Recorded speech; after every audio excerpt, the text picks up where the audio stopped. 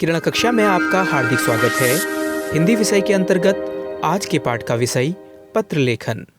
आज की कक्षा से आप पत्र लेखन को परिभाषित कर पाएंगे। औपचारिक पत्र एवं अनौपचारिक पत्र के बीच के अंतर को समझ पाएंगे। औपचारिक तथा अनौपचारिक पत्र लेखन के प्रारूप के बारे में जान पाएंगे। पत्र लेखन की परिभाषा। सामान्य शब्दों में पत्र लेखन को परिभाषित करते हुए कहा जा सकता है, लिखित रूप में अपने मन के भावों एवं विचारों को प्रकट करने का माध्यम पत्र है। पत्र का शाब्दिक अर्थ है ऐसा कागज जिस पर कोई बात लिखी अथवा छपी हो। पत्र के द्वारा व्यक्ति अपनी बातों को दूसरों तक लिखकर पहुंचाता है। औपचारिक पत्र एवं अनौपचारिक पत्र में अंतर। औपचारिक पत्र एवं अनौपचारिक पत्र में निम्नलिखित अंतर होता है। औपचारिक पत्र की अगर बात करें तो प्रधानाचार्य, पदाधिकारियों, व्यापारियों, संपादक आदि को लिखे गए पत्र औपचारिक पत्र कहलाते हैं।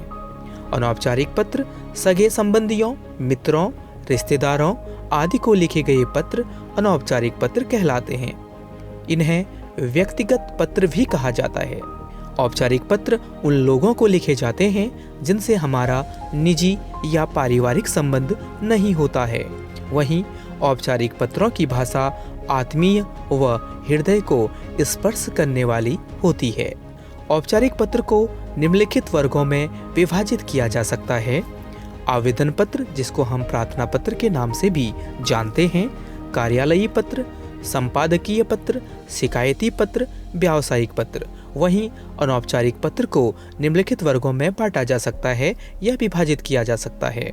बधाई पत्र, आभार प्रदर्शन पत्र, निमंत्रण पत्र, संवेदना पत्र। कभी न कहीं आपने इन पत्रों का जिक्र सुना होगा। औपचारिक पत्रों के प्रारूप की अगर बात करें तो औपचारिक पत्र के प्रारूप में आपको सबसे पहले जो प्रारूप आपको स्क्रीन में दिख रहा होगा, उसी प्रारूप के अनुसार आपको अपने पत्र को तैयार करना है। सबसे पहले परीक्षा भवन लिखा जाता है। अगर हमें कोई पता प्रदर्शित नहीं करना है या हमें अपने स्कूल में परीक्षा के लिए अगर यह पत्र लिखना है तो हम परीक्षा भवन लिख करके काम चला सकते हैं। उसके बाद दिनांक, फिर उसके बाद प्रधानाचार्य या प्रधानाचार्या, जो भी उस टाइम पे आपकी कुर्सी पर है, आप उनका जिक्र यहाँ पर कर सकते हैं। विद्यालय का नाम एवं पता। उसके बाद विषय आता है। अगर हम बात करें अनौपचारिक पत्र की तो उसमें विषय को डालना उतना महत्वपूर्ण नहीं माना जाता है, जबकि अगर हम औपचारिक पत्र की बात करें तो औपचारिक पत्र में विषय को डालना अनिवार्य माना जाता है। हम विषय को डालते हुए हमारा जो विषय है लगभग वो प्रभावित करने वाला होना चाहिए, कम से कम शब्द उसमें उपलब्ध होने चाहिए। यही हमारा प्रभावी विषय कहलाएगा। उसके बाद महोदय या महोदया करके आप अपने पत्र की शुरुआत कर सकते हैं, जिसको हम विषय वस्तु के नाम से जानते हैं। उसके बाद धन्यवाद, आपका आज्ञाकारी शिष्य और अनुक्रमांक करके आप अपने इस पत्र को बहुत अधिक प्रभावी एवं सहज सरल भाषा में प्रस्तुत कर सकते हैं।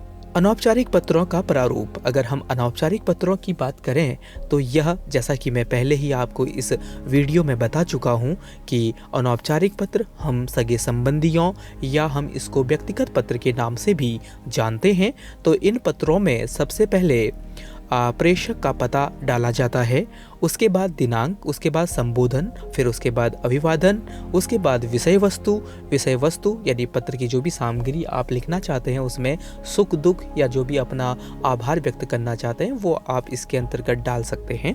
उसके बाद यथोचित अभिवादन और फिर उसके बाद स्वनिर्देश और हस्ताक्षर करके आप इस पत्र को समाप्त कर सकते हैं। धन्यवाद।